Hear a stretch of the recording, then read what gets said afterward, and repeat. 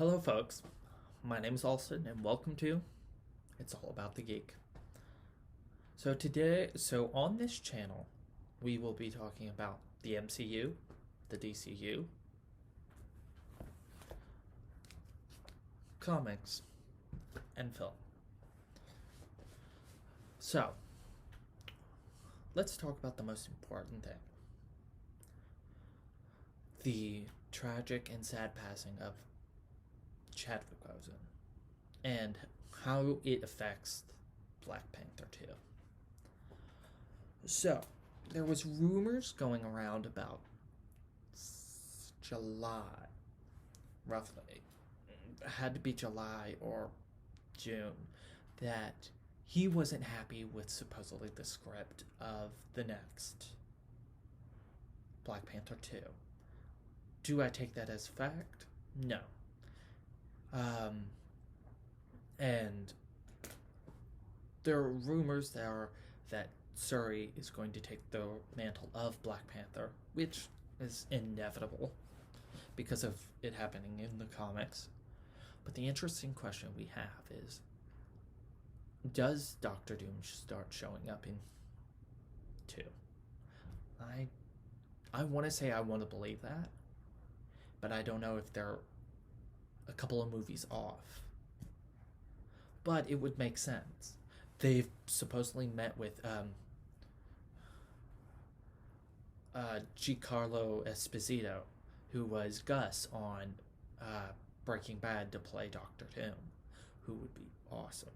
I think he would be an amazing choice.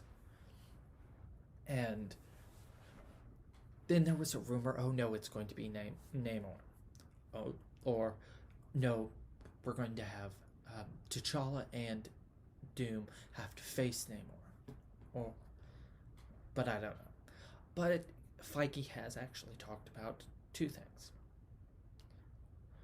an Earth villain and a cosmic villain.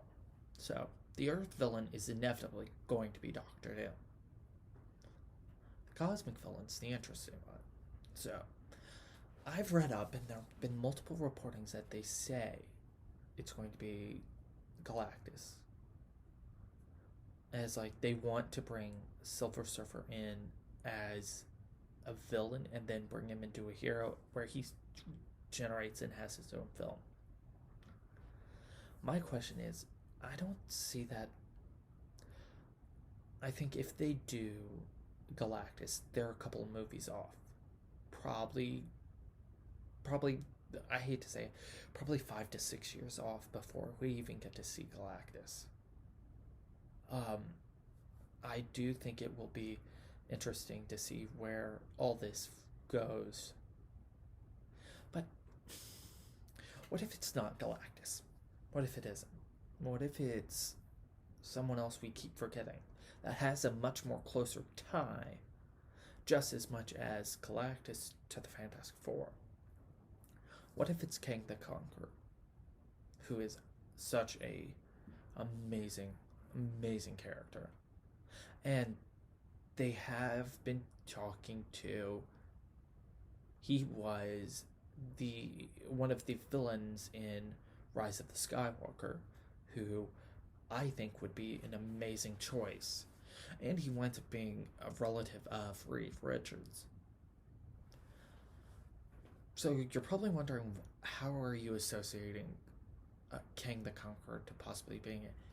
So the Avengers tamper with the timeline in 2 timelines in... Actually, no, one timeline in Endgame.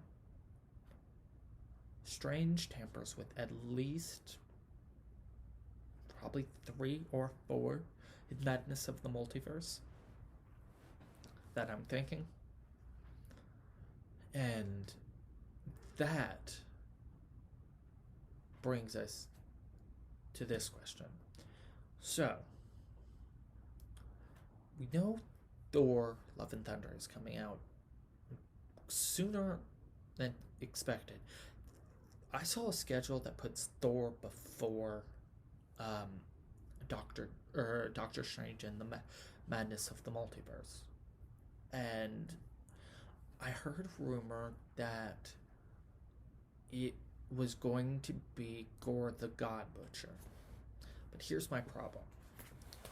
Gore's the God Butcher originates from Jason Aaron's run of Thor. And if they really want to do Gore true comic justice, he can't be done in one film. I don't want them having the Dark World syndrome with Malekith and how they threw a great character out a window so quickly. But I don't think that was intentional either. Do I think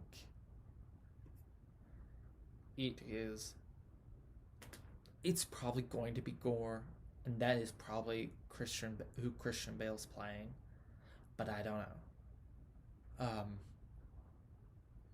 But whoever is going to be in, and they also said the Enchantress, who I think is someone who they need to bring in because of how much of an important role she had in the Thor universe. Rumor is that the actress who is the co-lead with Sandra Oh in Killing Eve was being talked about to being the Enchantress, which would make sense. But we have one small little movie before both of those we need to talk about. The Eternals. Or Eternals. Actually, they recently changed it. So, there are two versions of this. There is a Jack Kirby version that originated. It was a small run in the 70s, early 70s, late 60s, early 70s. And then there is the Neil Gaiman, which I think, as great as the Jack Kirby version is, which helped originate and create the story for the Eternals, I still think the Neil Gaiman is much better. Because you get to understand the characters and like them much more. And the Eternals come out in February, and rumor is that they are wanting that if the Eternals, I think, let me rephrase this, if the Eternals survive and to become a critical and box office success, as they probably will, we're going to see Marvel start pulling like a little bit of odder characters into the MCU. Probably, we've heard rumors Moon Knight, we've heard rumors they're looking at roles for Keanu Reeves. They've been looking at, there was another rumor that they want Johnny Depp to join the MCU, which I don't know who Depp would betray, but it would be interesting to see where I'm okay with him joining. I just don't know what character I'd have him play, because Marvel's usually very, very good at like putting actors in spots where they should be. Because Josh Brolin was an amazing Thanos, and Tom Hiddleston was an amazing, amazing Loki.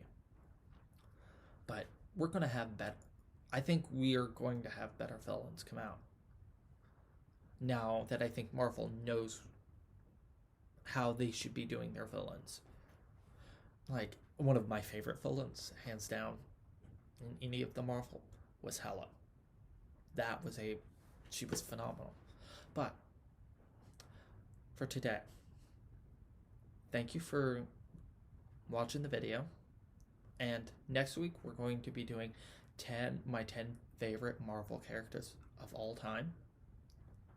And if you would, please like and subscribe at the bottom.